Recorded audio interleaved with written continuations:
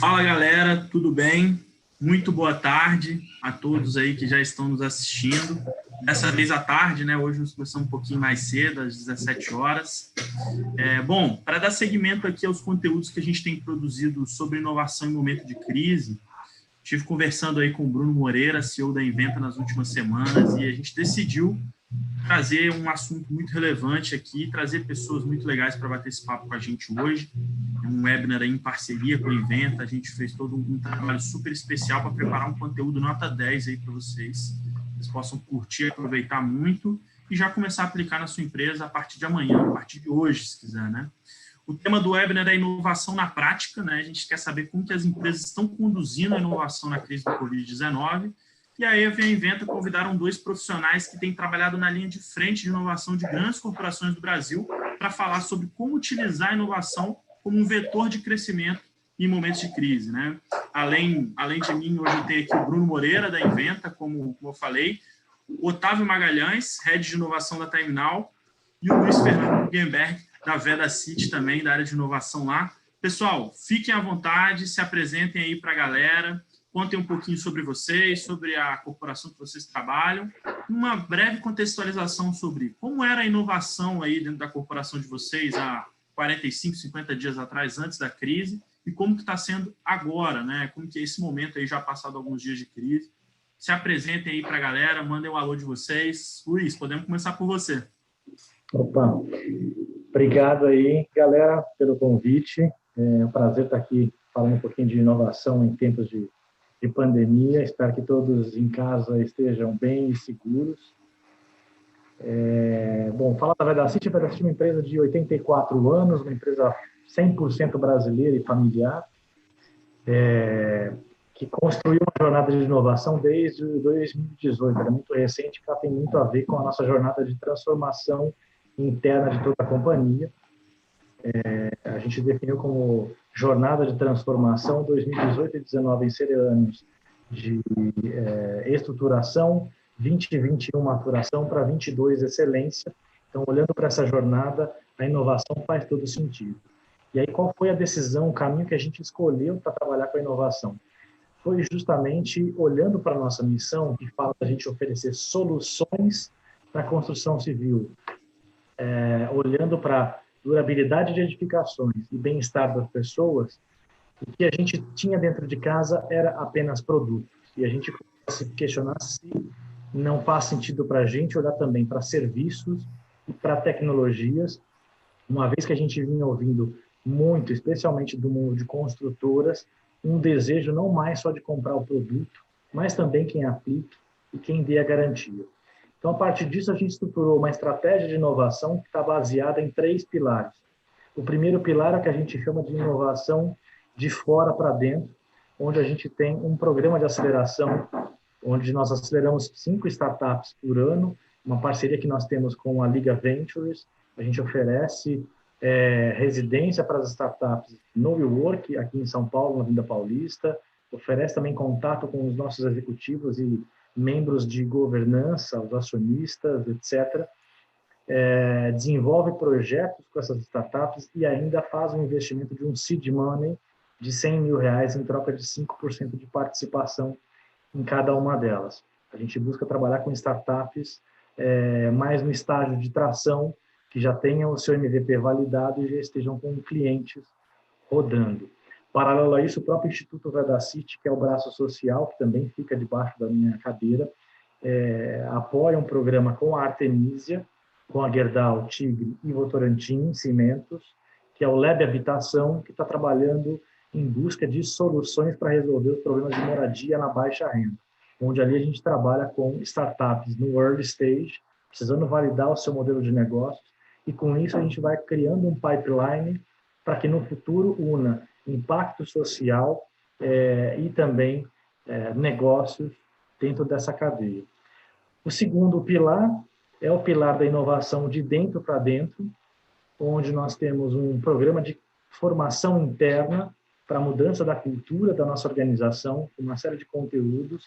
O principal conteúdo que a gente trabalhou foi no ano passado, com Design Thinking. A gente aplicou um curso conceitual para cerca de 23% da nossa base de colaboradores em todo o Brasil, retroalimentando também as equipes com base nessa jornada toda de transformação de toda a nossa organização. E o terceiro pilar é o da inovação de dentro para fora, onde a gente procura trabalhar com o intraempreendedorismo. Nós fixamos uma aliança no ano passado com a Fundação Dom Cabral, com a Liga de Intraempreendedores, que é uma liga global, mais 6 empresas que cofundaram este centro, e nós encaminhamos 15 colaboradores para participarem dessa experiência, e de lá surgiram 2 projetos que agora a gente está num estudo de viabilidade desses projetos que podem também se tornar novos negócios dentro da Vedacity. De um modo geral, essa é a estratégia de inovação que a gente vem desenvolvendo. O que é que mudou, então, com toda a crise do Covid? Alguns projetos, obviamente, a gente paralisou, como é o caso da capacitação interna, mas, ao mesmo tempo, nos permite uma reinvenção desses projetos. Agora mesmo, a gente tem a Academia Vedacity, que é uma plataforma onde a gente oferece cursos online e presenciais. Então, agora, junto da área de gente e gestão, a gente está trabalhando em mais conteúdos para trabalhar essa frente. O Centro de Intraempreendedorismo, como depende de outros players, ele também deu uma congelada, e eu acho até que o segundo semestre vai ser muito difícil da gente retomar, então a gente continua parceira do centro de uma maneira mais institucional para no ano que vem, ou talvez no final deste ano, retomar, enquanto que o pilar da aceleração corporativa, esse não mudou nada, a gente só deu uma parada durante este mês de abril com as startups e a Liga, para poder dar tempo das startups se prepararem para enfrentar também a crise, né? Olharem para os seus fluxos de caixa, olharem para as suas estruturas, mas, no paralelo, alguns dos padrinhos tocaram um pouquinho dos projetos com as startups para, quando a gente retomar agora no dia 6 de maio, retomar com força. Boa, muito bom, Luiz. Boa, Luiz. Demais, obrigado pela oportunidade aí. Eu sou Otávio Magalhães, hoje estou responsável pela gestão da inovação dentro da TimeNow. TimeNow é uma empresa de gerenciamento de projetos industriais, né, há 24 anos aí no mercado, sediada aqui em Vitória, no Espírito Santo, né, e desde sempre com foco na inovação, mas de fato a história da TimeNow se assemelha ao projeto de inovação da Vedacity, né? A estrutura de inovação foi mapeada e começou a concepção dela a partir de 2018, né? Onde de fato houve um vínculo à estratégia da companhia, né? Então, quando a gente pensa no mapa estratégico da companhia, a partir desse ano, de fato, percebeu-se a inovação dentro desse mapa, né? Então, essa estrutura, num primeiro momento, era muito vinculada a uma área nossa aqui, que é o PMO, que é muito core do nosso negócio, né? Então, havia esses 2 chapéus aqui nesse movimento. E, a partir de 2019, a empresa tomou a iniciativa por entender já os benefícios da temática dentro da companhia, né?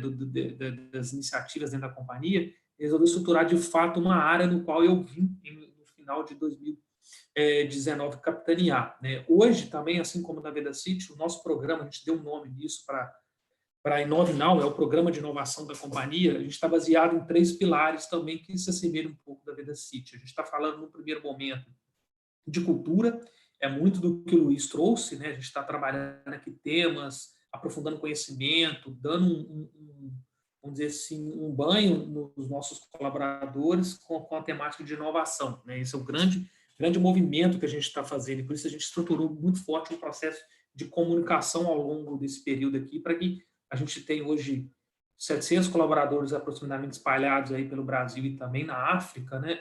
Então, como é que a gente chega à inovação em todos esses sites nossos onde a gente está alocado, né? Então, é um complicador para o nosso negócio, por isso a gente entendeu que cultura e comunicação é parte fundamental dessa iniciativa, né? Por outro lado, a gente tem um outro eixo de transformação digital. Hoje ela está muito vinculada a um software de gerenciamento de projetos que a gente construiu, né, que é o Time Connect. Esse software é um meio para potencializar esse gerenciamento, ainda mais em momentos desse de trabalho remoto, de Covid. A gente percebe quão valor tem gerado para o negócio, para o relacionamento com os nossos clientes. Então, a gente aprimora né, ter um roadmap de desenvolvimento disso daqui. E o outro lado também, que é uma linha que a gente está estudando para implantar, que a gente acredita que fazer muito importante para o nosso negócio, que é o uso de IA no gerenciamento de projetos. Né? São iniciativas dentro da transformação digital que a área de inovação hoje potencializa, né? E o último eixo, a gente está muito falando aí de inovação aberta, né? O Luiz trouxe de fora para dentro, né? A gente estruturou aqui um eixo que a gente chama de TN Ventures. Hoje a gente relaciona com quase 12 startups aí. O nosso grande objetivo aí é captar oportunidades que estão aí nesse ecossistema da inovação, que fazem sentido para o negócio da Terminal e rodar projetos aqui. Então, a gente tem 12 iniciativas hoje acontecendo dentro da Terminal, com algumas startups de todo o Brasil aí que podem ser um facilitador. Algumas delas, a Terminal já adquiriu percentual, virou sócia, outras é um modelo de contrato de parceria, né? Então, assim, esse é o modelo que a gente tem desenhado nisso aqui. Hoje o time, a gente tem baseado nisso, programação os três eixos. A Terminal tomou uma decisão também, junto à minha chegada, de ter um Time Lab, um laboratório de experiência da Terminal, que a gente desvinculou a estrutura da estrutura operacional da companhia, para que a gente tivesse um pouco mais, vamos dizer assim, de liberdade para a condução dos projetos, para que a gente pudesse olhar o horizonte 2, o horizonte 3 da companhia, né? Claro que a gente hoje, ainda mais no cenário de Covid, o horizonte 1 se torna ainda mais relevante, né? Mas o grande objetivo nosso aqui é tentar trazer novos produtos, novos serviços, né? Uso de tecnologias que estão aí para dentro da companhia, né? Hoje, a gente está nesse momento dentro da Terminal, tá?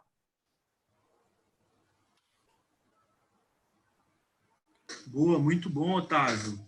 Brunão, a bola está contigo aí agora, contando, né, falar um pouquinho para a galera. A gente conversou nas últimas semanas, vocês aí dentro da Invento estão produzindo um material, pelo que eu dei uma olhada, parece estar muito legal, e traz exatamente essa visão, né, de como estava a inovação no Brasil, pré-Covid, e como está a inovação hoje, qual que é o momento da inovação dentro das corporações. Eu queria deixar a palavra contigo aí para apresentar esse estudo para a galera, apresentar esses dados aí que vocês coletaram direto na fonte, direto com as empresas, direto com as áreas de inovação.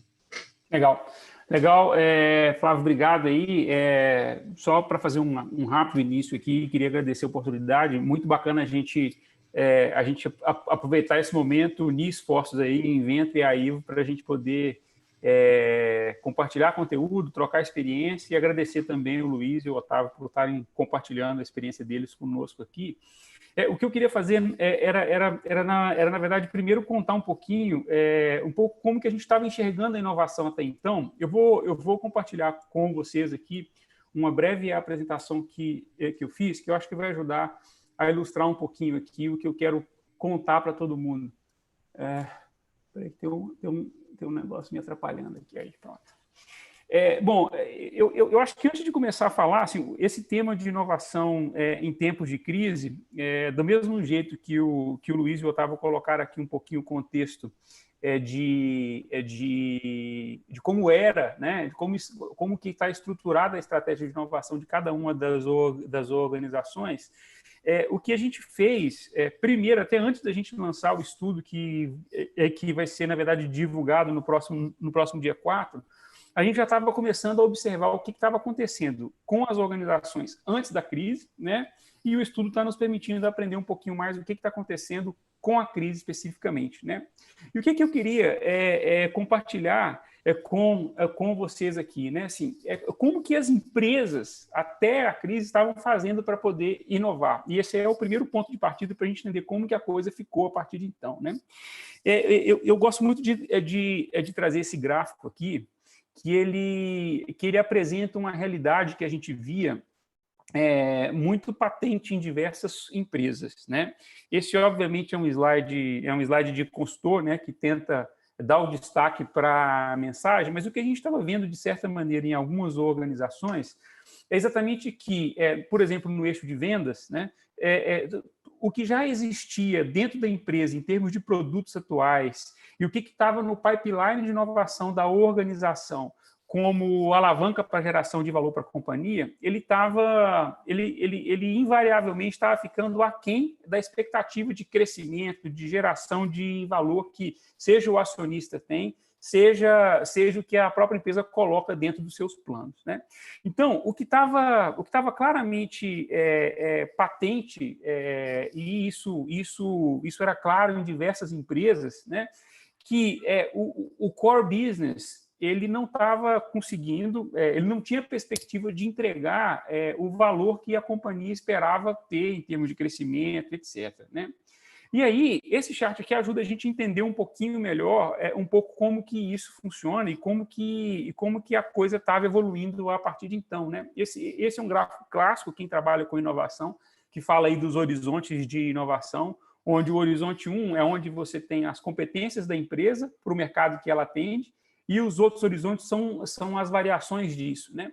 E o que estava acontecendo até então, né? Aí olhando um pouquinho para o core, né? Assim, claramente a gente percebia um movimento das empresas buscando maior produtividade, isso é uma realidade, né?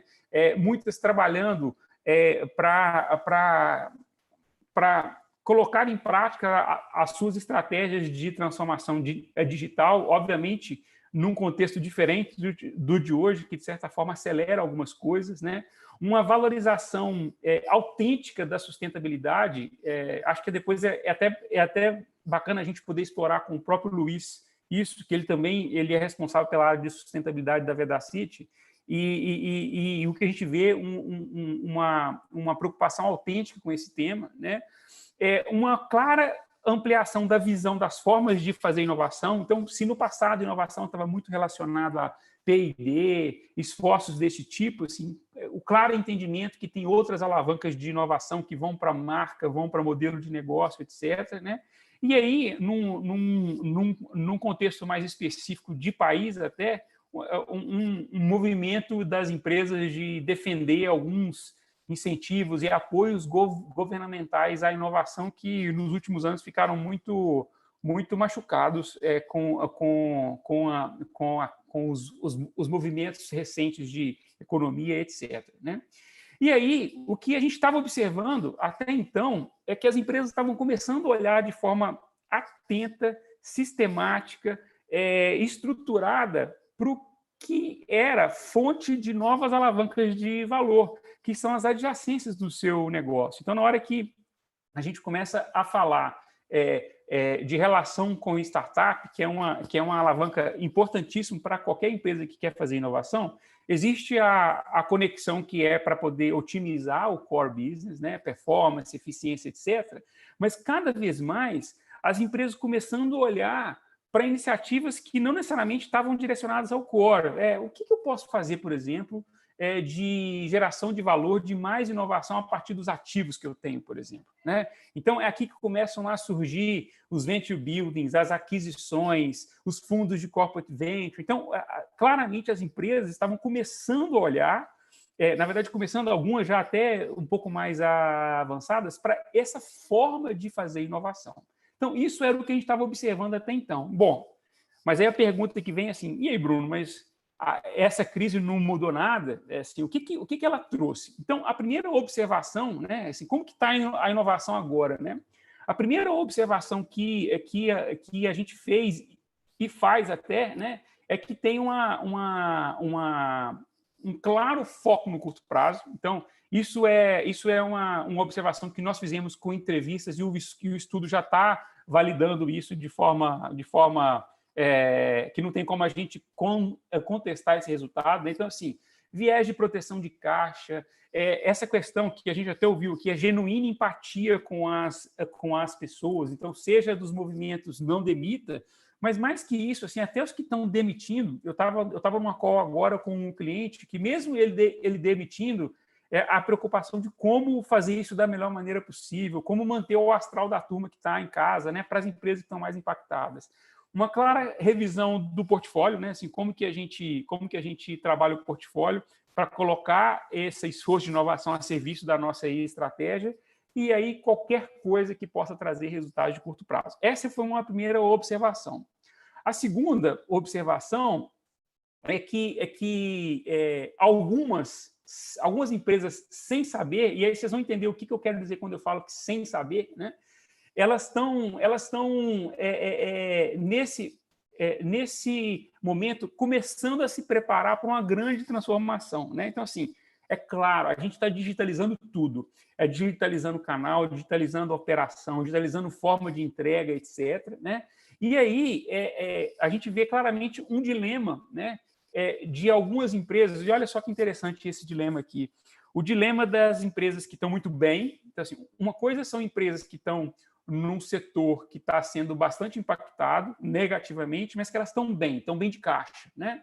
Essas empresas elas estão correndo o risco, né, de simplesmente esperar a coisa passar, né, e depois voltar tudo ao normal. E algumas empresas que não estão bem, elas estão tendo que se transformar, encontrar novas formas de receita, encontrar novas formas de fazer o que elas fazem na operação do dia a dia, seja os deliveries, seja estar mais próximo do cliente. Então, tem uma série de alavancas. E o que é interessante é que algumas empresas, sem saber, elas já estão se preparando para uma grande transformação. Então, esse é um olhar que nós temos.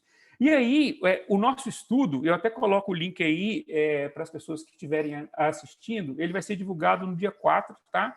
Ele tem o olhar e o objetivo, ele teve o olhar e o objetivo de entender o momento atual do esforço de inovação, entender como que é a expectativa das empresas em relação ao futuro, os aprendizados que elas tiveram nesse processo e quais são as boas práticas, né? Então, assim, o que são as boas práticas das empresas? E é óbvio, esse aqui é um extrato das principais empresas que participaram do estudo. A gente teve uma participação bem bacana de empresas muito inovadoras, né? Então, a gente tem uma percepção legal. Foram cerca de 100 respostas ao questionário, 15 entrevistas. E os principais outcomes, assim, talvez algumas conclusões que nós tiramos com o estudo, embora possam parecer óbvias, né, o estudo ajuda a gente a perceber isso. Então, a primeira coisa é que é bem diferente, diferente a postura adotada de empresas que estão num setor mais ou menos afetado. Então, na hora que eu olho, por exemplo, o setor de turismo, o hotel, setores que estão mais claramente fortemente afetados em termos de demanda, a postura e as práticas vão para um certo tipo de padrão, um pouco mais de defesa e tudo mais. E outras que estão em mercados mais, vamos dizer assim, que aumentaram a demanda, alimentos, por exemplo, ou mercados neutros, como, sei lá, agrobusiness, né? Tem uma outra postura, uma postura um pouquinho distinta. Então, isso é uma conclusão do nosso estudo. Um outro é o menor peso que as empresas pensam em dar ao P&D. Então, o P&D, em termos de esforço de inovação, antes da crise e pós-crise, o P&D está perdendo um pouco de relevância dentro desse rol de possibilidades de alavanca de inovação, né? E, obviamente, em contraposição, aumento claro da transformação digital. E aí, a única diferença é que, mesmo para negócios um pouco mais tradicionais, então foi todo mundo solapado com essa crise e fazendo com que... A gente teve relatos, por exemplo, de empresas que estão fazendo P&D de casa. Então, empresas que têm um laboratório e que não tinha acesso virtual aos resultados do cromatógrafo, e aí agora eles conseguiram fazer uma VPN para poder acessar, e agora o pesquisador fica um cara lá no laboratório gerando as análises, e de casa os pesquisadores estão fazendo P&D. Então, essas adaptações que a gente não pensava antes estão acontecendo agora de forma muito incisiva. Eu tenho até um exemplo que eu acho super legal, uma empresa do setor do agrobusiness, que no começo de março eles cancelaram a convenção de vendas deles, que seria no final de março, e 5 dias depois o presidente falou assim, não, vamos tentar fazer no digital mesmo, né? E aí ele relatando, a gente fez a entrevista para esse presidente na semana seguinte à convenção de vendas, ele falou assim, Bruno, olha, eu economizei alguns milhões, todo mundo participou, o nível de participação foi melhor do que se fosse presencial, porque presencial as pessoas ficam meio acanhadas de pegar o microfone, fazer perguntas, etc. Todo mundo avaliou super bem a convenção de venda de forma virtual. Ele falou assim, poxa, a gente não imaginava, a gente já achava que era eficiente, né? mas a gente não sabia que, mesmo sendo eficiente, nunca é suficiente o tanto que a gente pode ser ainda mais, né? E uma mensagem bacana, que eu acho que é legal, é uma conclusão do estudo, assim, a maioria das empresas, uma maioria relevante, tem a expectativa de saírem dessa crise com maior capacidade de fazer inovação. Então, por diversos aspectos, mas esse é um outcome interessante, né? E aí, por fim, uma última mensagem que eu queria trazer, eu tenho pensado muito nisso recentemente, e vem em linha a esse conceito, que é o conceito do antifrágil, né? Que o Nassim trouxe para a gente, é o mesmo cara que escreveu o Cisne Negro, né? Quem não conhece, eu recomendo conhecer esse conceito, porque o que ele diz, né? Para mim, ele traz muito uma mensagem importante para as organizações de hoje, né? Que assim, o frágil é o quê? O frágil é aquilo que, com a pressão externa, né, com a volatilidade externa, ele se quebra muito fácil. O robusto é aquele que resiste mais tempo a essa volatilidade, mas dependendo dessa volatilidade, dessa pressão externa, ele quebra também, né? Ele só é um pouco mais duro. O resiliente não, o resiliente é o patinho de borracha, que ele consegue se adaptar temporariamente àquela pressão, mas depois que acaba aquela pressão, ele volta ao estado original, né? Então ele não cresce, não evolui. E o antifrágil é a tentativa de criar uma palavra que representasse aquilo que não apenas gosta dessa volatilidade, dessa pressão, mas que, mais que isso, ele aproveita para poder se adaptar a isso, ele melhora com essa pressão externa. E eu acho que essa crise traz uma oportunidade única para as organizações de não apenas serem resilientes, porque tem muita organização resiliente. Então, na hora que aquela empresa lá de agronegócio, que tem um super caixa, a crise pode durar um ano que ela vai sobreviver com resiliência, na hora que ela toma a decisão, não, vamos evoluir com isso, vamos aproveitar e aprender coisas novas, isso é uma postura antifrágil, né? Então, o meu olhar e a minha mensagem para esse momento, assim, para as organizações como um todo, aproveitar esse momento para fazer desse limão não só uma limonada, mas fazer uma caipirinha gostosa, gelada, docinha, né? E tornarem-se antifrágeis, assim. O caminho das pedras não é tão claro para ninguém, né? Mas eu acho que se a gente estiver atento a essa oportunidade e se a gente se permitir estar aberto ao novo, eu acho que tem uma super oportunidade para todo mundo. Muito bom, Bruno. Caraca, superando as expectativas aí. Genial a explanação. Acho que os dados aí e a maneira como você apresentou, muito bom.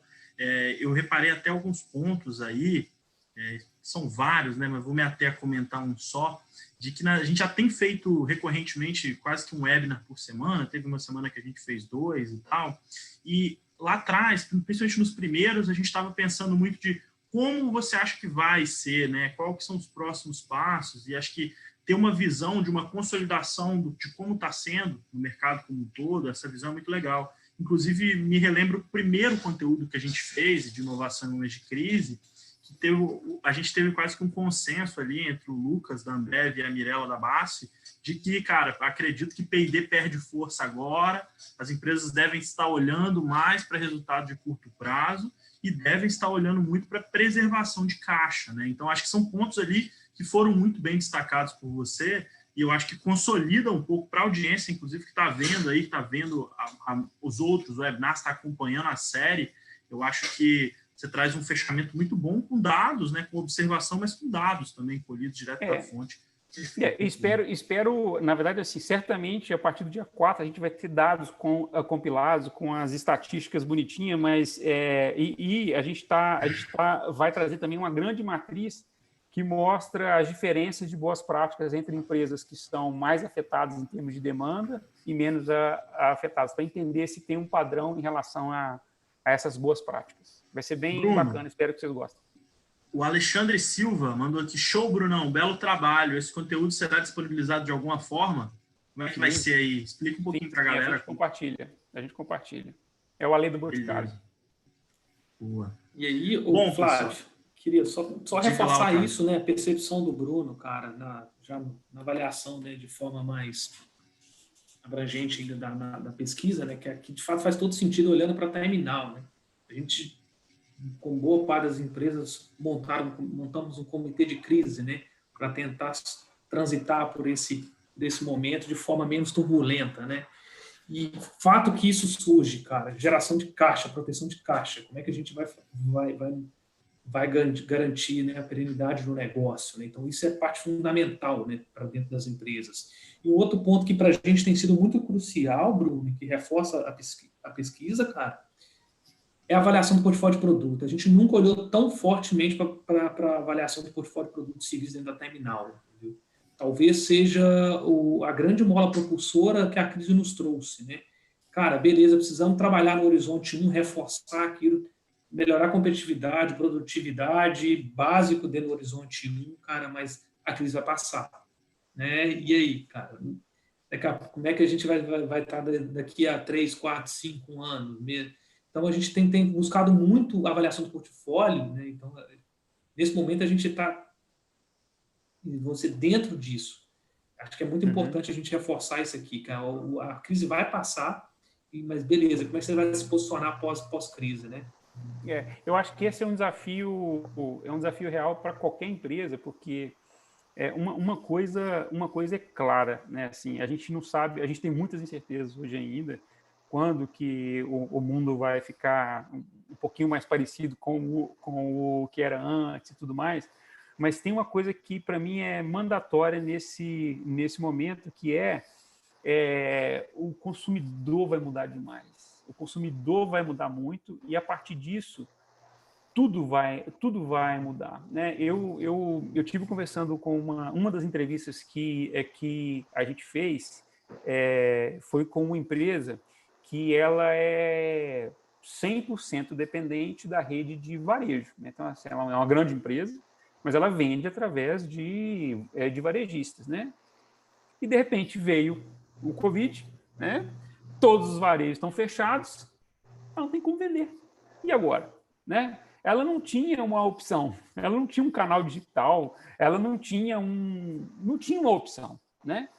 Então, a gente fica pensando, uma empresa como essa, né? Assim, como que ela vai atuar depois de um solavanco desse, né? Assim, o que nós, como todos os negócios, a Evo, a Vedacity, a Terminal, o que vai mudar no nosso jeito de fazer negócio e que vai ser perene depois dessa crise a partir da mudança de comportamento. Então, assim, eu acho que até um ponto que eu tenho para você, Luiz, e para você, Otávio, assim, o que vai mudar em termos de business para vocês? Assim, o que muda? Assim, o que vocês acham que vai mudar? Né? Assim, não tem como a gente ter a bola de cristal, mas assim, o que vocês já estão enxergando? Deixa eu pegar também um gancho sobre o ponto que você trouxe, Bruno, e que o Otávio trouxeram. Eu acho que o que a gente mais tem escutado mesmo é a palavra de garantir caixa, mas na Vedacity, por exemplo, uma das coisas que a gente primou antes de olhar para a caixa foi nas pessoas. E quando a gente está trabalhando com inovação, cara, se a gente também não olhar pessoas, que é o centro da nossa essência, né, na inovação, a coisa não anda. Então, a gente mesmo assinou o Não Demita porque foi parte da nossa essência. Vamos fazer o maior esforço, abandonar uma série de projetos, renegociar, e etc., para que a gente, em primeiro lugar, preserve as pessoas, porque no momento da gente ter a retomada, eu não demitindo, eu consigo reagir mais rápido a toda esta crise. Enquanto que as empresas que estão demitindo até se reorganizarem, se reestruturarem para voltar para o mercado, elas vão patinar e vão levar muito mais tempo, fora o custo para a recontratação desses profissionais, integração deles, vai ser muito maior, não tenho dúvida disso. Né?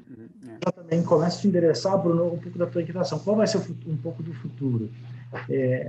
Para mim, cara, o que essa crise mais está nos ensinando, seja nós como gestores de inovação ou qualquer executivo, ou até mesmo qualquer cidadão hoje, é uma necessidade da gente ter visão sistêmica. Essa crise, ela não é uma crise da área da saúde, ela não é uma crise econômica, ela é também uma crise da educação, porque imagina, da noite para o dia, uma porrada de escolas, professores, tendo que se adaptar aos alunos, inclusive, a ter que fazer aula online, coisa que eles não estavam tão ambientados massivamente. Então, se você ficar olhando fragmentado um problema como esse, obviamente que a gente vai bater cabeça.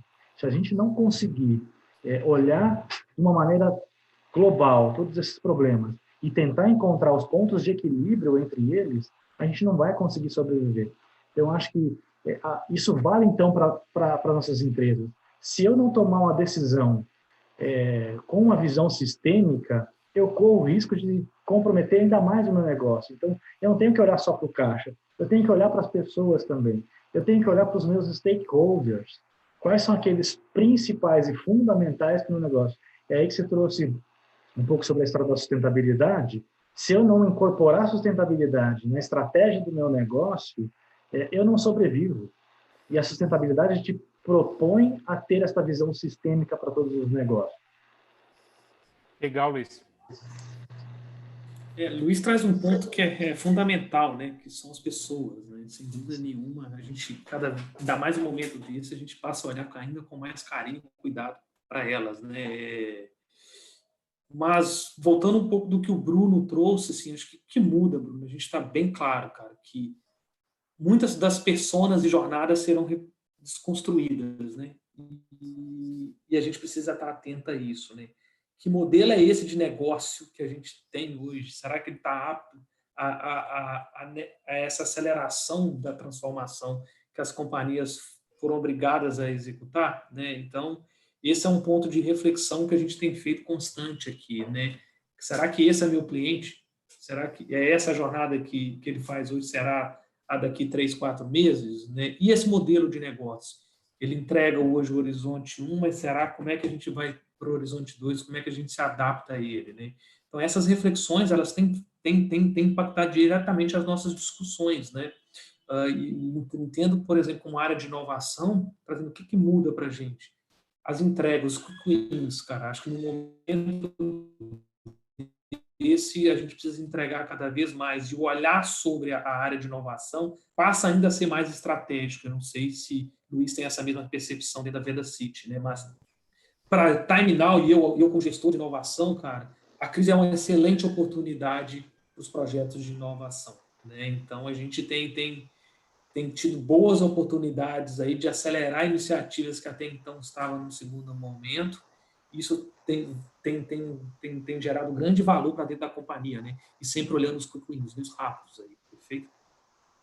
Legal. Eu tenho um ponto, eu tenho um ponto para o Luiz e para o Otávio de novo, assim, acho que uma das riquezas desse debate aqui e para as pessoas que estão assistindo é a gente tentar criar frameworks de pensamento e trabalho. E uma coisa que eu queria ouvir de vocês é que recomendação vocês dariam por um gestor de inovação?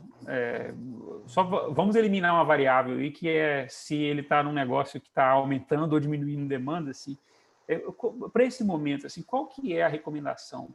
Assim, o cara está lá com um desafio, entendendo que o momento está pedindo outras coisas dele, né? O negócio está pedindo outras coisas. Assim, o que esse cara deveria fazer num momento como esse? Assim? O que vocês fariam ou o que vocês estão fazendo? Tentem colocar um pouquinho de forma talvez estruturada aqui o que seria a recomendação para um gestor de inovação nesse momento. Perfeito, vou iniciar, Luiz, aqui. Uma delas eu acho que é um ponto que eu trouxe agora há pouco, né? A redução dos ciclos de entrega, né? Sem dúvida nenhuma, a gente precisa buscar o entregável o mais rápido possível. Porque no cenário de crise isso se torna ainda mais importante, né? Pelo menos uma percepção, e já é um sentimento que as decisões elas estão sendo mais rápidas. Né? Há uma desburocratização desses processos.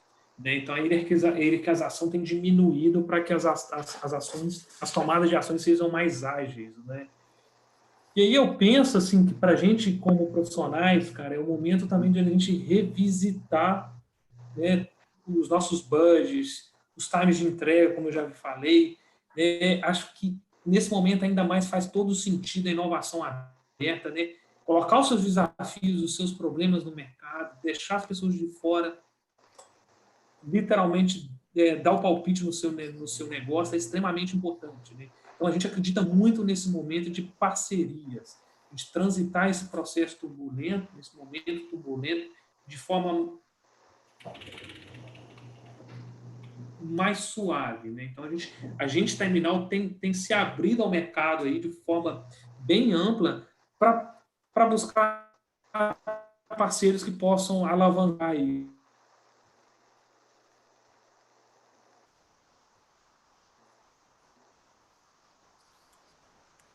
Flávio, seu microfone acho que está mutado, cara. Estava falando no mudo aqui. A gente perdeu um pouquinho do final da sua fala só. Acho que se você quiser repetir aí, porque o fechamento é fechar com chave de ouro, né? Perdeu o final, a cereja do bolo. Cara, não estava trazendo só o ponto aqui do final, que eu não sei por onde se passou, mas eu entendo que a inovação aberta ela é parte fundamental nesse processo, né? Dentro da Terminal já era um vetor que a gente trabalha, mas nesse momento ter parceiros que possam potencializar, né, o negócio, resolver as nossas dores, os nossos problemas, para facilitar, transitar melhor nesse momento de turbulência, é extremamente importante, né? Então, eu acredito muito nesse momento, ainda mais de compartilhamento, né, de abertura mesmo. Eu penso que é um momento também que nós, profissionais de inovação, temos que um pouco nos reinventar como a gente trabalha hoje. Acompanhando muitos dos colegas de inovação, eu tenho visto algumas tribos, né, da inovação nas empresas. Você tem a tribo da inovação aberta, que cria, então, um organismo que fica afastado da companhia e que muitas vezes não está nas discussões, no calor das discussões do dia a dia da companhia. Ou você tem a tribo das squads, dos métodos ágeis, que está o tempo inteiro só olhando para dentro, em termos de processos, e não está muito olhando o que está vindo aí de fora, de fato, o que tem de tendências aí para fora, para trazer ali para dentro. Então, a gente, como profissionais de inovação, tem como grande desafio aí para as nossas carreiras, aí para as tomadas de decisão nossas, botar o pé nos dois lagos, seja no lago de fora, seja no lago de dentro, para ajudar a companhia a enxergar aquilo que ela não está conseguindo enxergar, né? É quase como um papel de oráculo que a gente tem que fazer ali na empresa, voz da consciência um pouco para os principais executivos da empresa, para mostrar, escuta, o caminho é mais ou menos por aqui. Eu não sei se vai dar certo, mas é por aqui que a gente tem que tentar, que a gente tem que arriscar, destravar um pouco os medos e anseios que existem dentro das organizações. Então, acho que o primeiro conselho passa pela mudança do próprio profissional de inovação. O segundo aspecto que eu queria pontuar vai também de você medir a temperatura da tua organização e ter o bom senso neste momento. Escolher quais são as batalhas que você vai querer enfrentar para você poder ganhar a guerra lá na frente. O que eu estou querendo dizer com isso? A gente, às vezes, vem com muito afã de querer executar todo o nosso budget e tudo aquilo que a gente planejou em termos de projetos, mas o momento vai pedir com que você pare um pouco e fale, cara, tem alguns projetos aqui que eles são fundamentais, eu não posso abrir mão. Outros, eu tenho que abrir mão, porque, por exemplo, se eu depender de engajamento do meu público interno, eu não vou conseguir, muitas vezes, um alto nível de engajamento, porque, vamos lembrar, time comercial, principalmente, segundo semestre, cara, vai estar aqui, ó, lutando para bater meta, para conseguir reverter resultado. Você acha que você vai conseguir tirar esse cara do front? Você acha que o gestor do cara vai curtir com que ele saia, etc.? Então, requer para o gestor de inovação este bom senso de, opa, este stakeholder comercial, por exemplo, não é um cara que eu vou poder mobilizar muito tempo para os projetos que eu estou desenvolvendo em inovação. Vamos deixar de stand-by e posterga para o ano que vem. Outros, cara, isso aqui é essencial, é core, a gente tem que fazer e vamos embora convencer de novo alguns dos executivos de que este é o momento para a gente colocar em prática alguns desses projetos. Legal, Luiz. Boa, muito Luiz? bom. Diga lá, Bruno. Diga lá, eu queria fazer só uma pergunta da galera aqui, mas pode ir. Não, só fazer um comentário que é em cima do que ele colocou, é só um ponto de atenção, que é uma observação que eu faço, conversando com algumas empresas, é que assim, primeiro, planejamento estratégico, né, ele tem prazo de validade, né? E na hora que a gente se vê diante de um momento como esse, né, da pandemia que muda tanto o contexto, eu vejo algumas empresas, eu conversei com algumas empresas recentemente, que elas estão correndo risco de pegar vamos dizer assim, o portfólio de projetos de inovação que foram desenhados para um contexto antes do Covid, e agora, assim, qual que é a diretriz? Bom, orçamento diminuiu, vamos cortar projetos. Ok, cortar projetos é importante, só que elas não podem perder o entendimento que possivelmente, aliás, provavelmente, quase que certamente, o negócio ele está precisando de uma outra estratégia agora, né? E que mais do que simplesmente cortar, talvez a organização precise pensar em outros projetos para poder botar nesse portfólio. Corta, né? Eu acho que é importante ter a visão estratégica de manter do que tinha aqueles projetos estratégicos de médio e longo prazo, que são transformacionais para a companhia. Acho que isso tem que manter, que é um pouco do que você disse, Luiz. Mas, às vezes, foge da ideia, né, do gestor de inovação, que, na verdade, ele precisa criar outros projetos, porque o momento pede outras coisas, né? Então, esse é só um ponto que eu queria colocar, e eu conversei com algumas empresas em que o desafio é assim, é só cortar? Não, não é só cortar. É olhar para o negócio, ver o que ele precisa e é produto novo, é um jeito novo de entregar, é canal novo, vamos criar outros projetos. Então, mais uma vez, reforçando até o que o Otávio colocou, assim, o momento de crise é uma super oportunidade para a gente olhar para outros projetos de inovação a serem feitos, né? Só esse comentário que eu queria colocar, o Flávio. Não, total, acho que faz muito sentido. Não é só uma questão de repriorização, né, do portfólio, mas é repensar ele. Como você trouxe lá atrás também, a lógica de consumo de praticamente todos os mercados mudou completamente. Não mudou só no porquê as pessoas compram, né? Mudou no como elas compram, mudou o que elas compram, quais são as prioridades. Então, assim, não adianta a gente querer achar também que um portfólio que foi planejado, né? Quando a gente fez o planejamento lá para 2020, acredito eu que pouquíssimos tenham previsto uma crise nesse impacto chegando nesse momento. Então, quando a gente planejou um portfólio, a gente pensou, a maioria das empresas pensou, cara, um ano de crescimento, de retomada de economia, a gente começando a mostrar alguns sinais de melhoria. Então, é um portfólio voltado para esse momento, né? E acho que essa sua fala é perfeita aí. Valeu muito aí fazer essa pontuação antes da pergunta que a galera trouxe. Vou trazer duas perguntas aqui para o Luiz e para o Otávio, que foram feitas lá no início do webinar, lá quando vocês estavam contando um pouquinho da história da inovação das companhias. Vocês dois trouxeram pontos em comum, que foi um olhar para a inovação aberta, né? Foi bem parecido ali, né? Os dois olhando, começando em 2018, um foco em cultura, um foco em inovação aberta. E aí o Rafael Vieira deixou aqui, quando vocês fazem parcerias com startups, o que vocês ganham? E o que elas ganham em troca dessa parceria? Pergunto isso para saber se com essa ideia irei precisar de recursos da empresa. Bom, eu acho que é uma via de mão dupla, tá? Você tem um ganha-ganha. Para a gente, tinha um aspecto, assim, primeiro depende da escolha que a corporação faz. Eu vejo muitos gestores de inovação hoje que estão muito preocupados com seus programas apenas com eficiência operacional.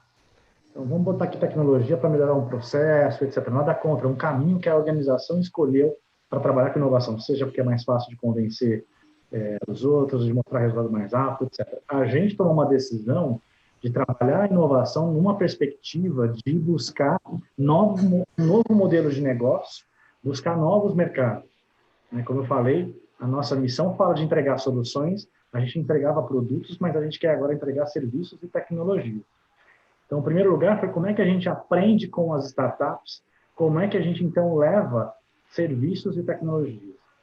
O que a gente aprendeu já dessa missão, a gente já vai anunciar para o mercado, é a criação de um spin-off dentro da Vedacity, que vai ser uma empresa que vai comercializar as soluções geradas com as startups. A gente está numa negociação para adquirir o controle de uma que passou pelo nosso próprio programa, como carro-chefe em termos de produto para a gente levar para esse setor. O setor de construção, cara, o mato está desse tamanho, porque, não sei se vocês viram já na pesquisa da McKinsey de 2017, é o segundo pior setor do mundo em digitalização. Ou seja, tem espaço para fazer coisa pra caramba.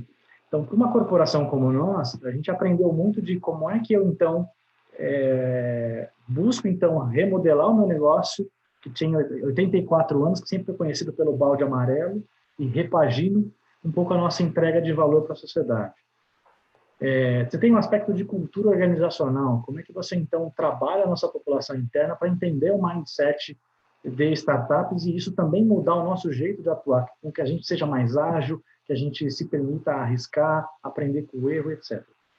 Para a startup, o que a gente se preocupou muito dentro do todo o programa nessa trajetória? Primeiro, foi o investimento seed, que ajuda a tirar o sufoco de muitas das startups e colocar os seus planos para execução.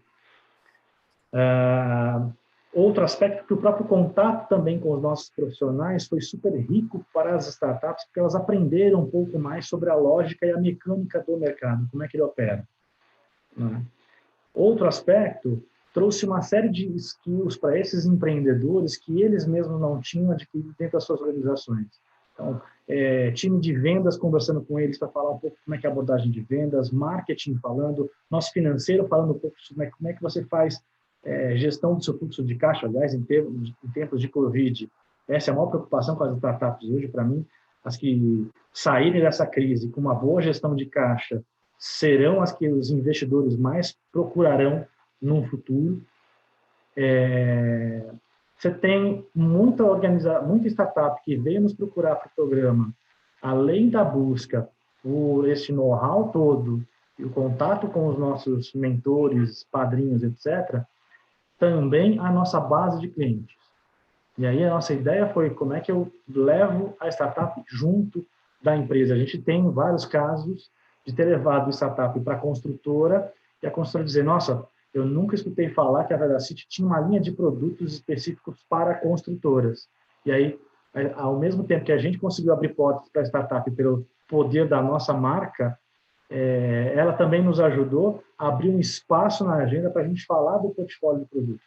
Então, acho que tem que ter essa relação ganha-ganha no final do dia para as duas organizações. Boa, muito bom, Luiz. Otávio, antes de você trazer a sua visão também, o Luiz vai ter que sair às 18 horas, né? Então, queria fazer mais uma aqui para ele e depois você pode seguir aí e fazer as duas respostas seguidas também, beleza? Bom, essa segunda pergunta também na mesma linha foi do Mikael Norenberg. A busca por inovação com startups tem maior foco em inovação de produto e novos negócios ou buscam também inovação e melhoria de processos internos?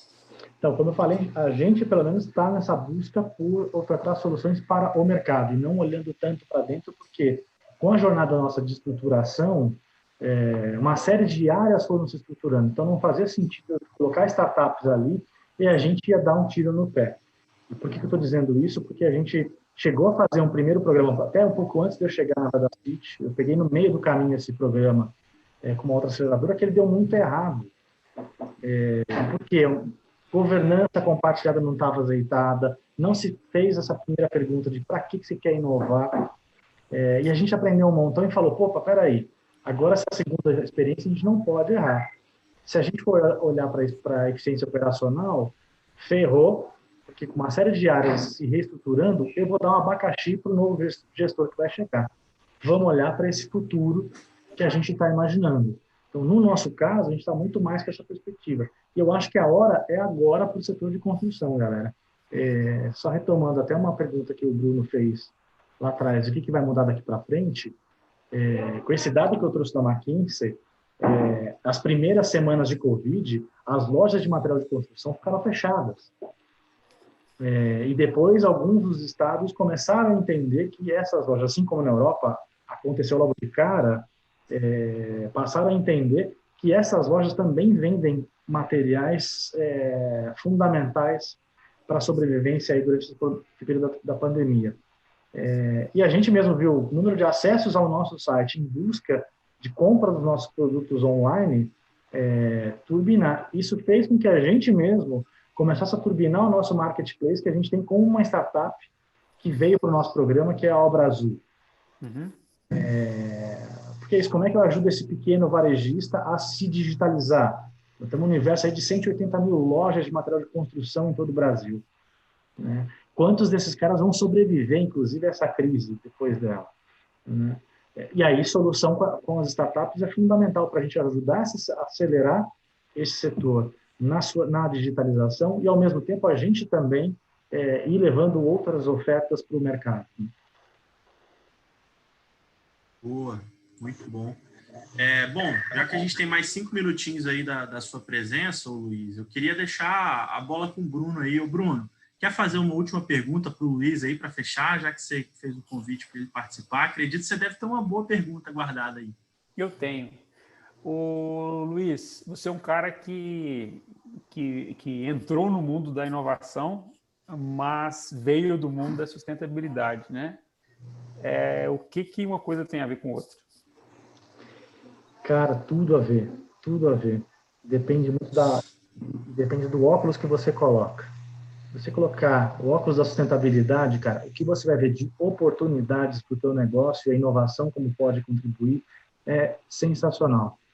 Eu, quando cheguei no mundo da construção civil há 3 anos atrás, só via oportunidades nessa história por ter vindo do mundo mais social até da sustentabilidade. E aí, se debruçando um pouco nos números e conhecendo alguns negócios de impacto social, como foi o caso do Vivenda, aqui no Brasil, cara, a gente tem um déficit habitacional de cerca de 8 milhões. E aí, Minha Casa Minha Vida está ali à torta direita tentando resolver este gap. Só que, cara, tem um gap ainda maior que, se a gente olhar com os olhos da sustentabilidade, é um baita do mercado. A gente tem 16 milhões de casas insalubres no Brasil. Imagina o tamanho deste mercado, cara. Reforma, a autoconstrução. E aí, olhando para as periferias, cara, imagina aí o puxadinho. Quantas casas tem aí que se constrói e se autoconstrói? A gente tem, ao invés de pensar em política pública para só construir novas casas, a gente poderia ter política pública que favorecesse a reforma para a população de baixa renda, regularização fundiária para baixa renda. Olha aí, já 2 segmentos que a gente poderia ter negócios que facilitassem muito a vida das pessoas em si. Então, quando você olha todos esses problemas sociais que a gente vive no Brasil, e inverte um pouco, olha para o lado cheio do copo, cara, é um baita de um problema, só que, mas ao mesmo tempo, é uma baita de uma oportunidade para os nossos negócios. Então, como é que eu acesso esse novo mercado? Como é que eu penso em soluções para resolver esses problemas todos? Então, é nisso que eu acho que eu estou no lugar certo, com as pessoas certas e na hora certa, porque a gente conseguiu unir dentro da Vedacity 3 áreas que geralmente são feudos dentro das empresas.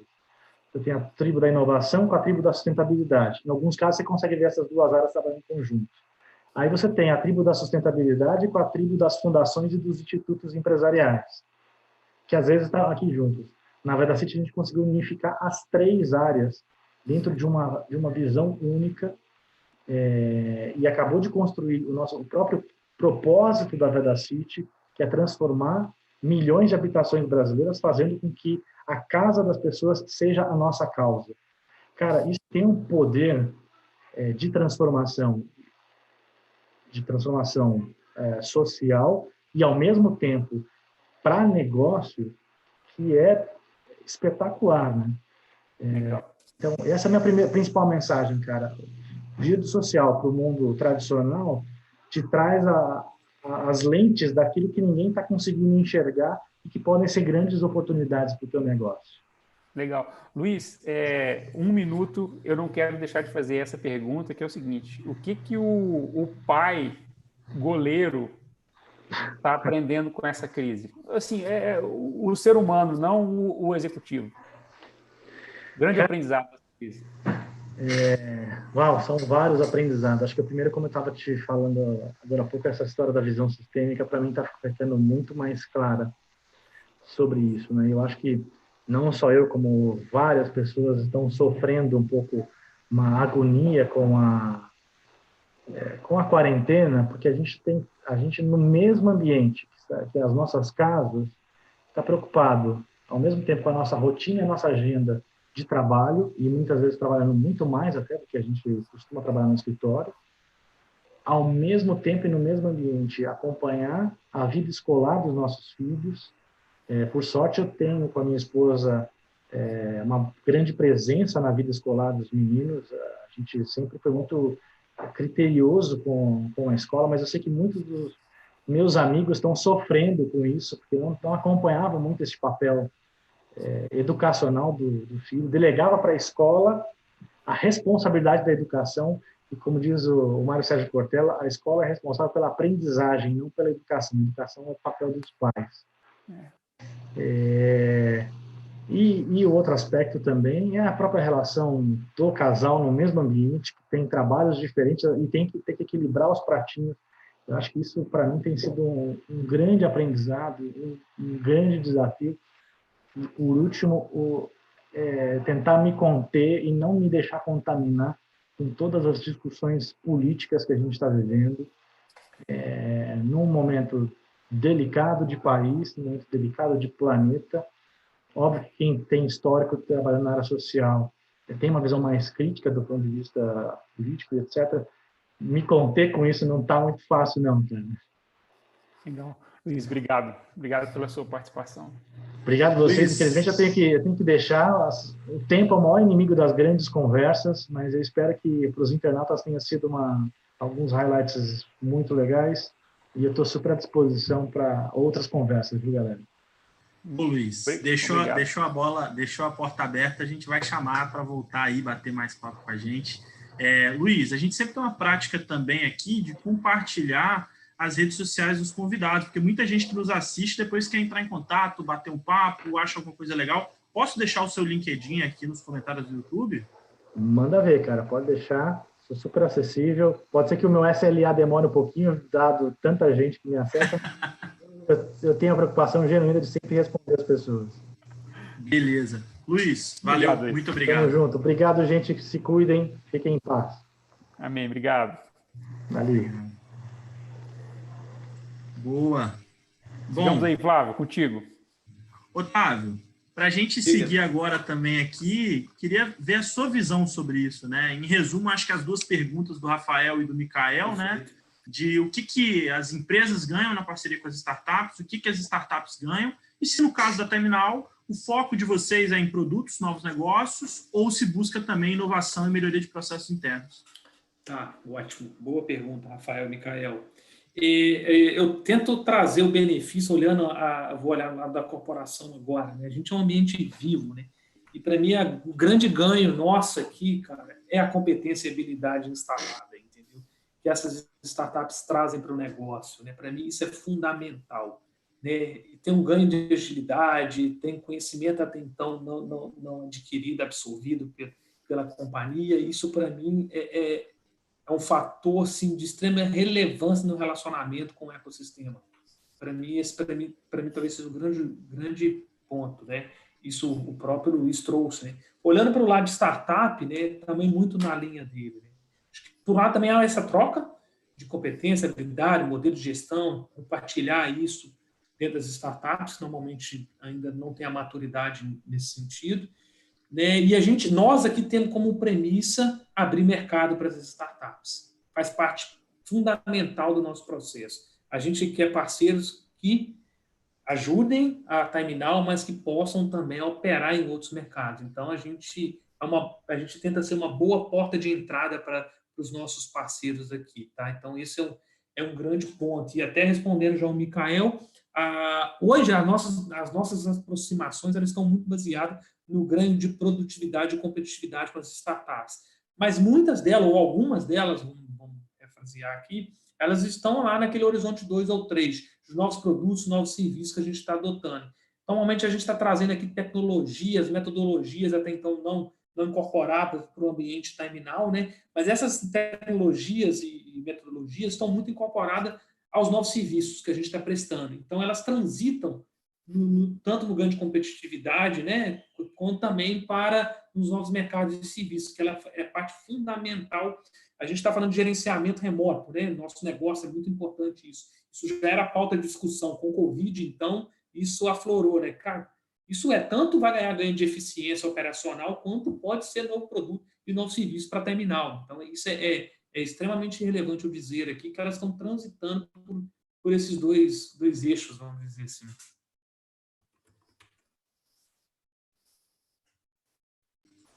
Falando no mudo aqui, né? Boa, muito bom, Otávio. Cara, acho que a gente eu sempre falo isso daqui nos webinars, que quando a live é boa, quando a conversa é boa, é quando a gente não segue o roteiro. Então, hoje está de excelente, porque a gente não fez nenhuma pergunta que a gente preparou de roteiro, foi aqui, a conversa fluiu natural, né? E eu acho que podemos seguir nessa linha, né? Explorar aqui um pouco das dúvidas, das perguntas que a galera trouxe. E, bom, vamos lá. Deixa eu achar uma aqui. Thiago Aurélio. Como vocês enxergam a tecnologia em meio a um mundo onde a omnicanalidade é uma realidade para as empresas? E acho que pode ser para os dois agora, né? Acho que dá para ir também, Bruno. Essa aí. Vamos trocando uma bola os três, né? Se possível. Cara, para mim ela é parte fundamental, né? Se quer estar presente em todos os canais, né? Nada mais natural que você embarque tecnologia ao seu modelo, né? Ao seu negócio, né?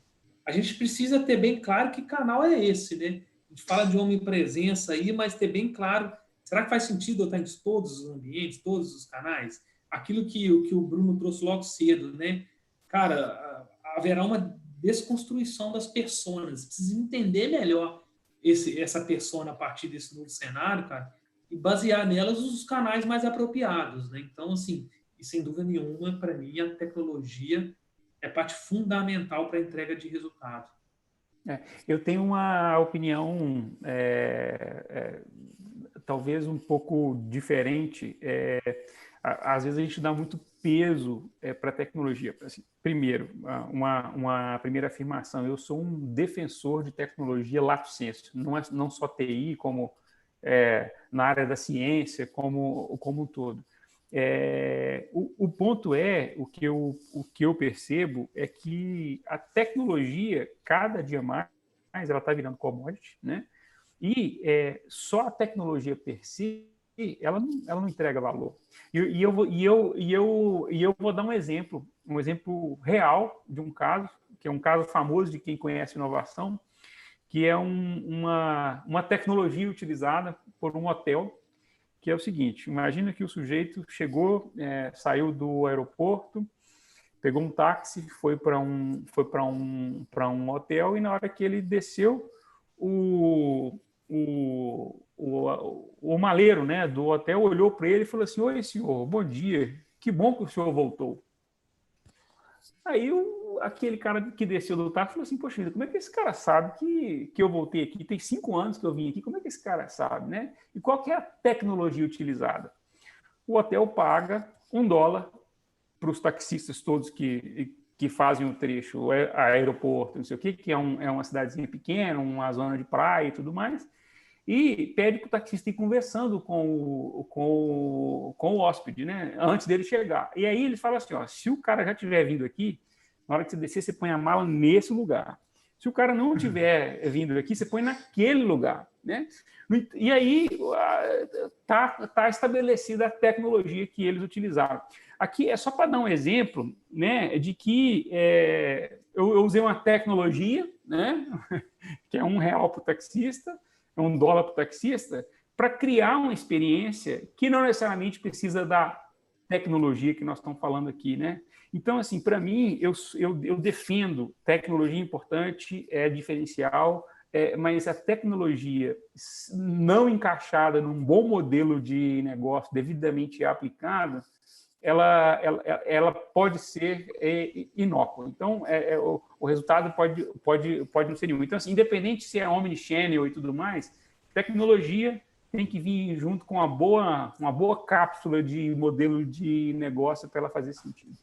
Precisa entender, né, Bruno, só reforçando o que você traz, que ela é meio, né? Ela não é fim, né? Então, trazer isso para o contexto é extremamente importante.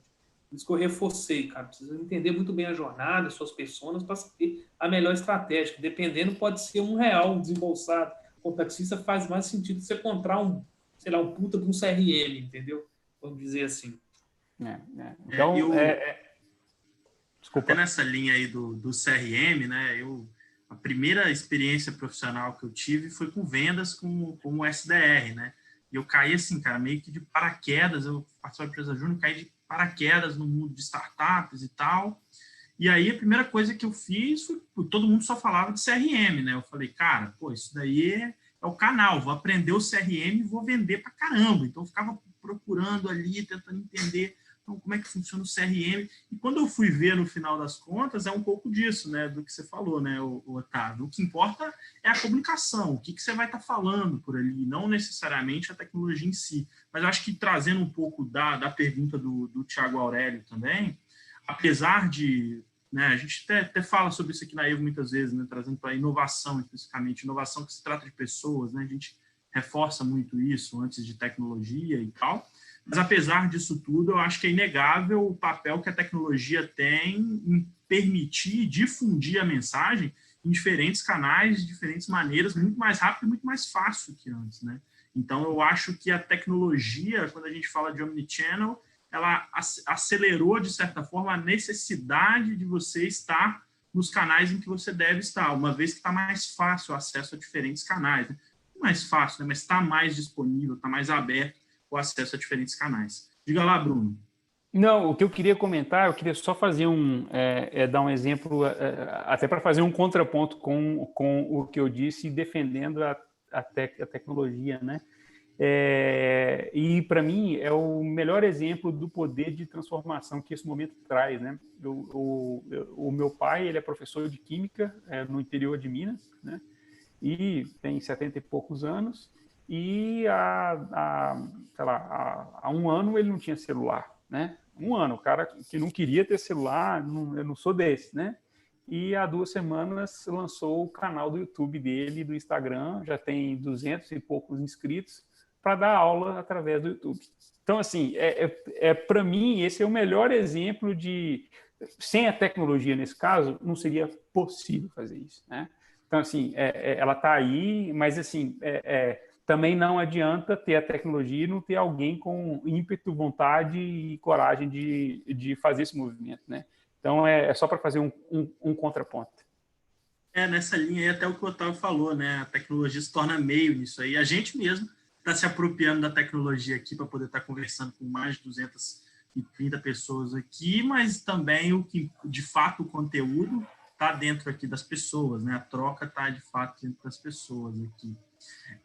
Pessoal... Chegou aqui, aí, ó, chegou. Boa. Tá igual aquele meme do repórter, né? Da BBC. Boa. Manda um alô. Bom, teve uma boa pergunta aqui agora que eu perdi, cara. Essa foi boa também. Acho que essa daqui vai bem de encontro. A gente falou, né, principalmente lá na parte do seu estudo, Bruno, você falou um pouco sobre ações, né, de resultado de curto prazo, né? A gente falou sobre preservação de caixa, o Otávio depois também comentou sobre o foco que a Timenal tem olhado agora para o H1, né? Enfim. E a Letícia aqui, já que a gente levantou a bola, a Letícia cortou com força, né? Quais são os principais exemplos de ações inovadoras de baixo custo, porém de alto impacto, propícias a serem startadas nesse momento? Você me pegou de solavanco. Você me pegou de solavanco porque a gente está fazendo a compilação do estudo e, de certa forma, o estudo ele não mapeia as iniciativas específicas, mas boas práticas de uma maneira geral, né? Então, o exemplo que eu posso dar foi um exemplo que a gente pegou na entrevista que eu já falei no começo aqui, né? E que é meio que mandatório até. É uma empresa que fez uma convenção de vendas inteira e economizou, o número é de alguns milhões de reais a partir disso. É inegável o impacto de curto prazo que uma iniciativa dessa teve, por exemplo, no Caixa, né? Eu não sei dar nenhum outro exemplo que me vem à cabeça aqui agora. O olhar é de grandes movimentos. Então, sei lá, um outro movimento que a gente tem visto, por exemplo, a gente leu no estudo e está vendo alguma coisa nesse sentido, é você mover a força de inovação para outra finalidade, por exemplo. Então, a gente viu algumas empresas que estão pegando a área de inovação pessoas focado em projetos específicos para combate ao Covid, por exemplo. Então, assim, são coisas de impacto de curto prazo, não necessariamente de caixa, mas que eles geram impacto relevante, seja de imagem, seja de impacto social, etc. São algumas coisas. Eu acho que o estudo a gente vai conseguir pontuar algumas coisas. Fica até uma dica para a gente eventualmente dar exemplo de algumas iniciativas mais genéricas que vão ser colocadas. Perfeito. Eu só queria contribuir, Bruno.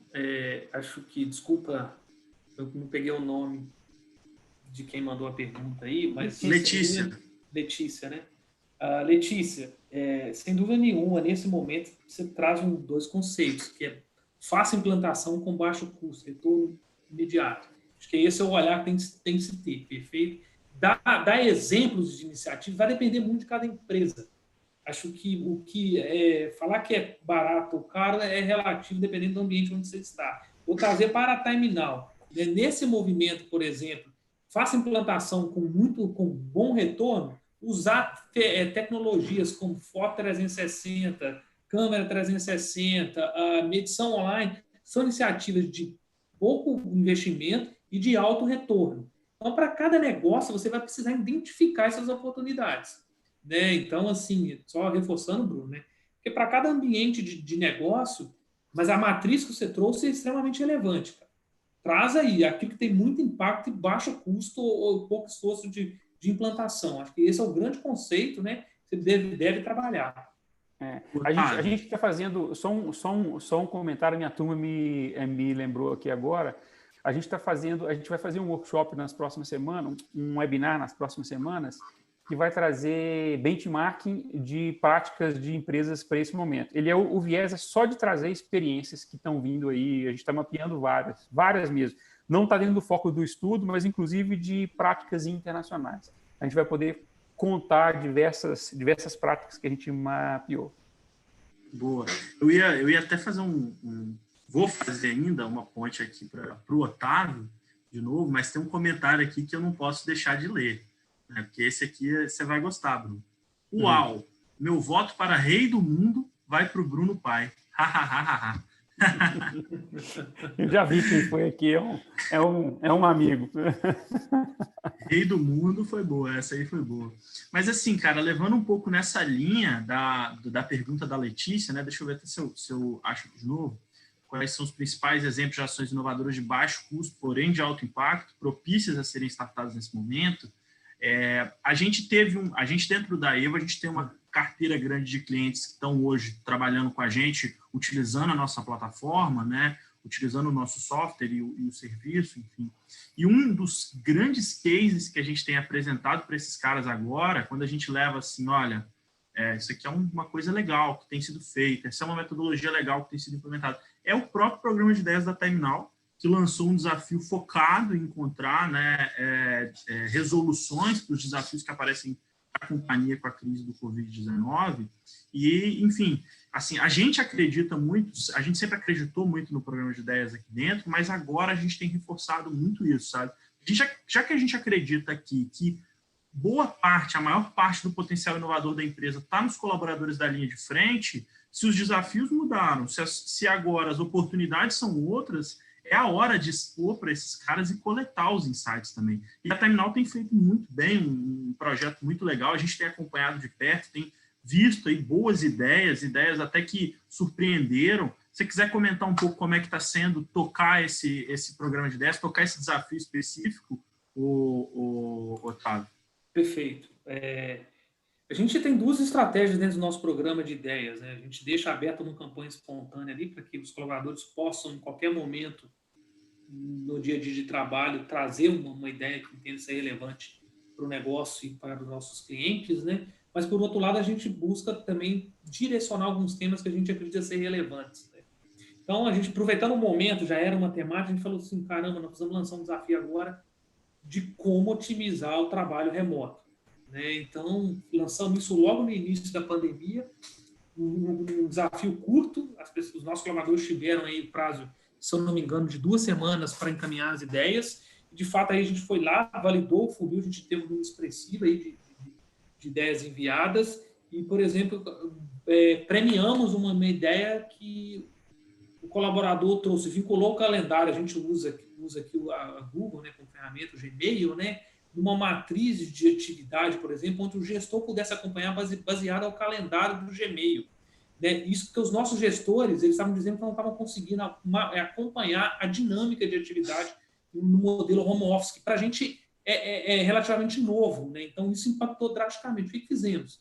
Esse desafio faz todo sentido, é uma ferramenta que toda a companhia usa, essa matriz impacta, o gestor vai ter uma visão, vai conseguir acompanhar, vai conseguir trazer resultado imediato nisso. Cara, pusemos força nisso, validamos a ideia e agora nós estamos implantando, entendeu? Isso tudo de forma automatizada. São coisas simples que parecem, putz, qual o grau de dificuldade para a implantação? Baixa. Qual o custo envolvido na implantação disso? Baixo.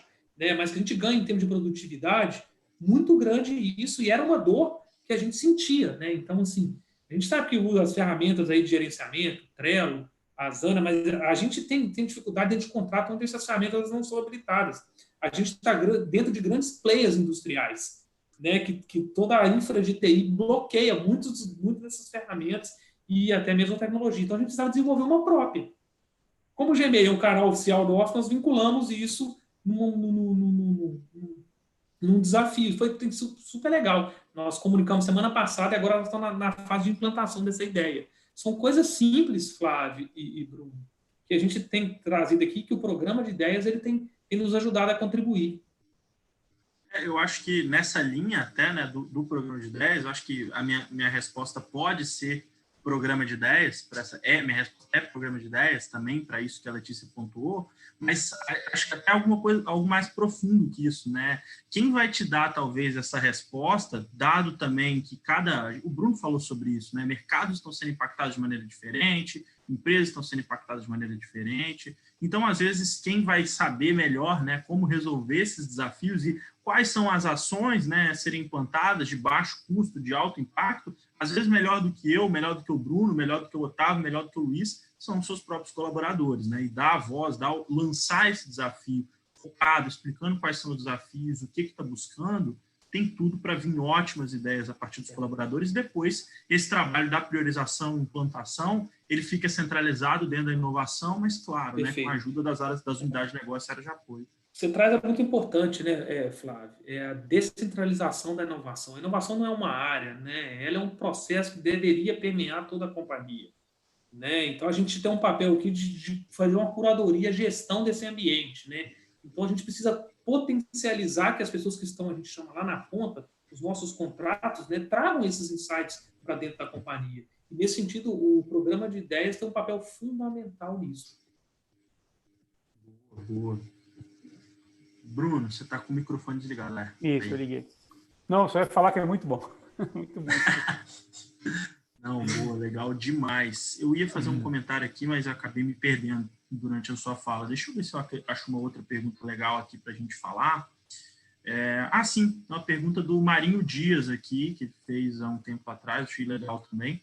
A gestão da inovação tem que capitalizar a liderança da construção do novo normal, do pós-pandemia? Se eu entendi o que ele quis dizer com capitalizar, a via pode ser de duas mãos, assim. Ou a área de inovação, como o próprio Luiz colocou, né, meio que o oráculo do que está por vir, né? Ou a própria liderança, basta ficar um pouquinho mais atento para perceber que as coisas vão ser diferentes.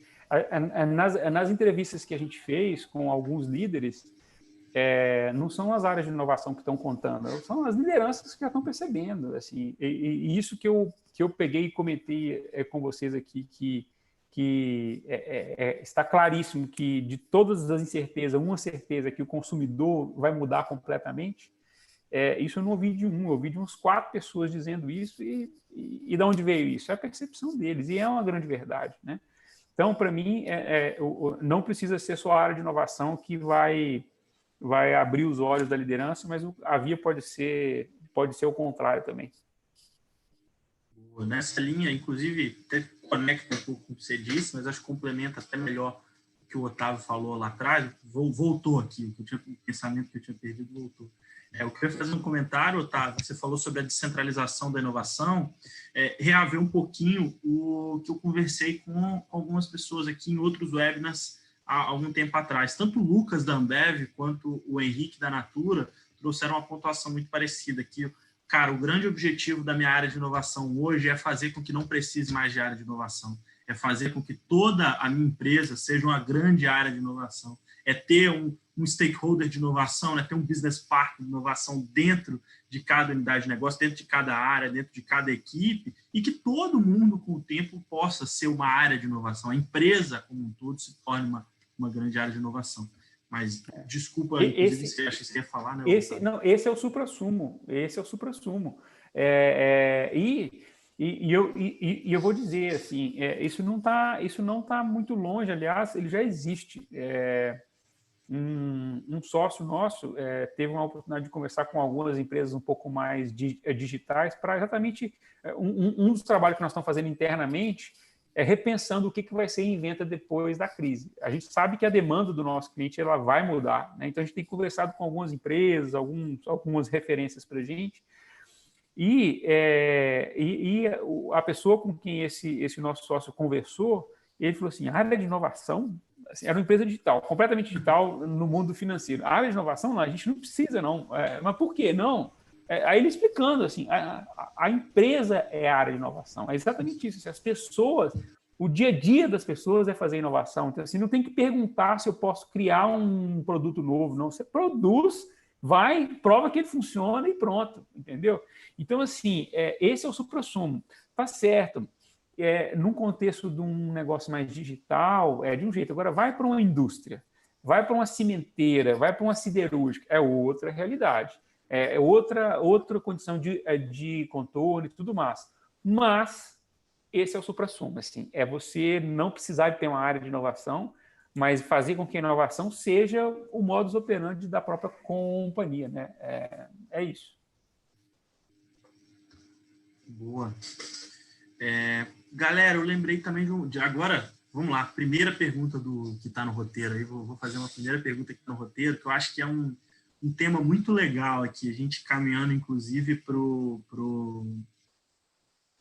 final, né, do tempo que a gente tinha marcado. Eu queria fazer essa pergunta porque eu acho muito legal. Eu conheço bastante, né, eu e a Timenal dividem porta aqui, a gente divide porta aqui no escritório com o Timelabs, então eu e o Otávio são vários almoços juntos, trocando muitas ideias aí e tal, mas eu acho que é uma história muito legal. E, Otávio, a gente queria saber o seguinte, cara, quais ações, né, como que a inovação que vocês fizeram lá em 2018, lá em 2019, lá em 2017, em todos esses anos, trouxe impactos positivos para esse momento de crise agora, sabe?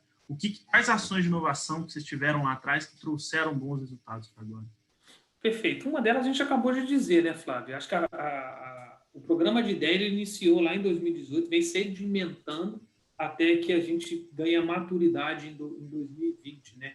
O próprio Luiz trouxe lá os horizontes da área de inovação, né, que é cultura, e de fato depois ele trouxe lá muito bem explicado. Acho que sem dúvida nenhuma essa é uma excelente iniciativa, né, que a gente trouxe assim.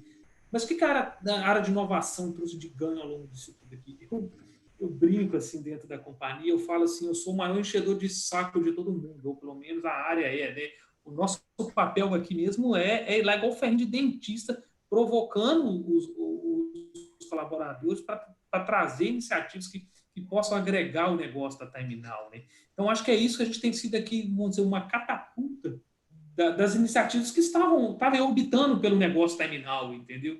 E a gente tem cumprido um papel muito interessante de centralizar isso que o Bruno falou. A inovação deveria permear toda a corporação e, se de fato necessário for uma área, que a gente pudesse fazer uma gestão desse funil, né, de ideias, né? Claro que o modelo ideal é isso que o Bruno traz, né? Mas nesse momento o que a gente está fazendo aqui é centralizar as iniciativas, colocar isso num pipeline de execução, cara, e tornar isso visível à companhia, né? Então, esse é um grande benefício que a gente tenta tentar trazer para dentro da companhia, tá? Boa, muito bom. O Bruno, o Marinho fez a pergunta, a gente respondeu e ele fez a tréplica aqui agora. Bruno, mas não acha que uma empresa tradicional tem que integrar Vamos lá, vamos do início. Bruno, mas não acha que uma empresa tradicional tem que integrar a estratégia de forma a abrir portas de forma eficaz às redes externas de inovação? Sim, mas aí a pergunta me dá a impressão que eu falei alguma coisa diferente disso. Eu não me lembro de ter falado alguma coisa diferente disso. Eu acho que sim. Eu acho que a estratégia tem que considerar, para mim, colaboração e visão sistêmica são duas palavras do momento. E não é por causa do Covid, não. Já era, assim. A gente fala de inovação aberta e tudo mais, para mim, assim, colaboração e visão sistêmica são elementos essenciais para qualquer negócio que quer sobreviver. Assim. Haja vista a Inventa e a Evo aqui, que em alguns momentos poderiam ser vistos como competidores, a gente está colaborando. O momento é de criar coisas juntos mesmo, entendeu? E aí, assim, se uma grande empresa não tem que ter, é claro que tem. Assim, eu só reforço isso. Agora, se eu me fiz entender diferente em alguma outra falha, vocês me desculpem. Eu acho que até o que você falou ali, né? Para uma empresa totalmente digital, é mais fácil, é complicado usar essa palavra, mas vou usar, permitindo que a galera vai entender o que eu estou dizendo. Para uma empresa que trabalha de maneira totalmente digital, ter essa área de inovação completa, né, de todos os colaboradores, é um passo mais plausível do que uma indústria, do que, enfim, uma empresa mais tradicional. Mas isso, de maneira alguma, quer dizer que essa empresa não tem que caminhar para isso, né? Talvez, inclusive, ela tem que pôr muita força nesse caminho, né? Não, sim, eu acho que o que muda são as pessoas. É que as empresas mais digitais têm um perfil mais jovem, um perfil mais aberto à inovação. Na hora que você vai para as empresas mais tradicionais, eu acho que tem um desafio cultural aí para poder... E tem uma outra coisa que a gente não pode negar, né? Existe o tal do fator de risco, né? Uma empresa que fabrica avião, ela tem coisa que ela não pode errar, né? Então, assim, essa cultura da experimentação e do erro, existem algumas condições de controle para alguns setores. Então, é só esse ponto, entendeu? E o próprio custo de experimentar, né? Assim, numa empresa digital, eu vou dar um exemplo. Essa empresa que esse nosso sócio conversou, os caras estavam testando o produto, criando site fake. É um site que simulava a compra, mas tinha uns caras por trás lá apertando o parafuso para o site funcionar. Como que você vai experimentar uma tecnologia nova na área de construção sem construir uma casa? Assim, não tem jeito. Então, o custo de experimentação em empresas mais tradicionais também tende a ser muito mais alto para algumas coisas. Então, tem essas diferenças que são naturais, né? O Marinho até falou aqui, né? Você falou, não, se em algum momento eu me fiz entender, ele falou, claro que não, né? Como assim? Você não se fez entender assim, era somente uma provocação. Acho que era mais para ouvir um pouquinho mais sobre esse assunto aí. Então, uma pergunta muito boa aqui também do Larry Douglas. O Larry é um cara fantástico, acompanha todos os nossos webinars aí, é sempre assíduo nos webinars, e já bati muito papo com o Larry também, já participou de pesquisa aqui da Evo. Ele trouxe: o webinar está ótimo, Flávio. Como podemos engajar de forma online os colaboradores no programa de ideias? Temos mais de 10 mil colaboradores no Brasil e alguns de home office. Larry, sendo bem aberto, assim, direto contigo, acho que nesse caso, quando você traz para mim 10 mil colaboradores, né, quer ter um engajamento, inclusive aproveitar esse potencial da maneira que a gente citou atrás, eu acho que você precisa de uma plataforma. Eu acho que o que a gente propõe com a Evo Innovate é exatamente essa questão, né? E eu acho que a mais do que plataforma, é como a gente falou, plataforma é tecnologia, né? E nesse caso é a tecnologia que suporta, né, esse grande volume. E eu acho que além disso também é ter a comunicação, o endomarketing tem que ser muito bom, muito claro, né? A alta gestão, a liderança tem ali a visão direta de quais são os desafios e quais são as oportunidades do momento. Então, levar isso de uma maneira muito clara para o colaborador e ter maneiras de recompensar quem participa e quem gera resultados para a empresa, né? Então, entrar um processo de engajamento, de gamificação, nesse ponto é muito importante. Ter um processo de gamificação, um processo de engajamento fechadinho é muito importante. Vide até o que a gente conversou no webinar da semana passada com o Daniel Santa Cruz, da Santo Caos. Então, acho que esse combo aí, acho que é nesse seu caso específico, conhecendo até um pouco do que a gente já conversou, comunicação muito bem clara, o endomarketing muito bem feito, né? Uma proposta de engajamento muito boa, que seja atrativo para o colaborador, e uma plataforma digital que pode te ajudar a dar escala e suportar esse ponto todo. Flávio, só queria pôr um ponto aí, que eu concordo em gênero, número e grau, e reforçar principalmente o eixo de comunicação, né? Nós da Terminal, talvez nós tenhamos o mesmo desafio, né? Temos colaboradores espalhados pelo Brasil e pelo mundo, não talvez no volume de pessoas, mas é um ponto que talvez a gente se assemelha, tá? A gente fez uma ação tão simples, que já tem há quase 2 meses, a gente fala tanto de webinar, né? A gente estruturou uma iniciativa interna, onde a gente faz toda semana, toda quinta-feira, às 11h30, temas que são relevantes para o negócio terminal, que possam contribuir para esse novo momento que a gente convive, né? E aí, Larry, é importante, por exemplo, essa rotina de comunicação ao longo do tempo, né? A gente tem, por exemplo, uma média de 1/3 dos colaboradores da Terminal assistindo os nossos webinars. Então, uma forma direta de você chegar ao colaborador. A gente não quis competir com os webinars feitos externos. Tem gente com muito mais competência como Inventa e a Evo produzindo, entendeu? Então, deixa para quem entende de webinar. O que a gente trouxe aqui vamos trazer isso para o ambiente terminal. Então, assim, são iniciativas que a gente vai fomentando a cultura de inovação dentro da companhia. Boa. Inclusive, amanhã a Silvia está contigo lá, né, Otávio? Boa lembrança. Amanhã, por sinal, a gente tem a Silvia, que vai falar um pouco do programa de ideias dentro da Terminal, entendeu? Boa, muito bom. Bom, pessoal, até extrapolamos um pouquinho aqui do horário. A gente costuma fazer 1 hora de webinar. Hoje a gente já se propôs a fazer 1h30 e passamos aqui indo para 1h40. Queria agradecer muito aí a presença de vocês dois e do Luiz também, que já teve que ir. Foi um bate-papo, cara, fenomenal, muita coisa boa, muita coisa nova. Eu acho que trouxe muita coisa nova, uma visão nova, né? Abordamos novos temas, tivemos diferentes pontos de vista, fomos profundos aí em algumas discussões. Então, agradecer muito aí o Otávio e o Luiz por terem aceitado o convite, e o Bruno por essa parceria aí, por companheirismo na produção desse conteúdo. Acho que um pouco do que você falou, né, Bruno? Em outros momentos, quando a gente poderia olhar por estar dentro do mesmo mercado, nos olharmos como concorrente, unir forças, né, gerar valor para o mercado, esquentar o mercado, fazer as pessoas verem conteúdo de qualidade sobre inovação, eu acho que a gente só tem a ganhar com isso. Então, muito obrigado a vocês aí pela participação. E é isso, queria deixar a bola com vocês agora aí para se despedirem, deixarem os recados finais, enfim, tá com vocês a bola.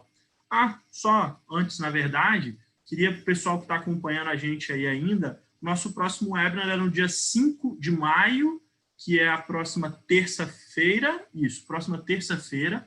A gente vai estar com o nosso CEO, Luiz, vai estar conversando com o Walter Piratiani, founder da consultoria de inovação Piratiani.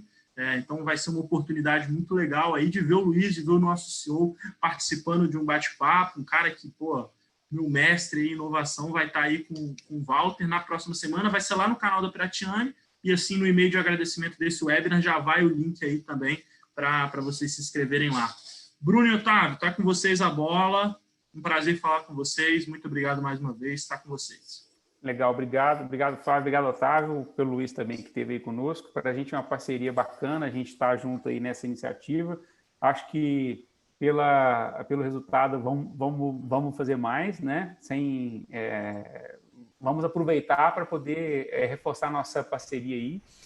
E só um recadinho final, como a gente já comentou, o nosso estudo vai ser lançado no site no dia 4 agora, e no dia 7 a gente vai fazer um webinar apresentando o estudo como um todo. Eu passei aí, Flávio, o link do site para as pessoas acompanharem, não só o estudo em si, mas também as outras iniciativas que a gente está fazendo de compartilhamento de conteúdo nas próximas semanas.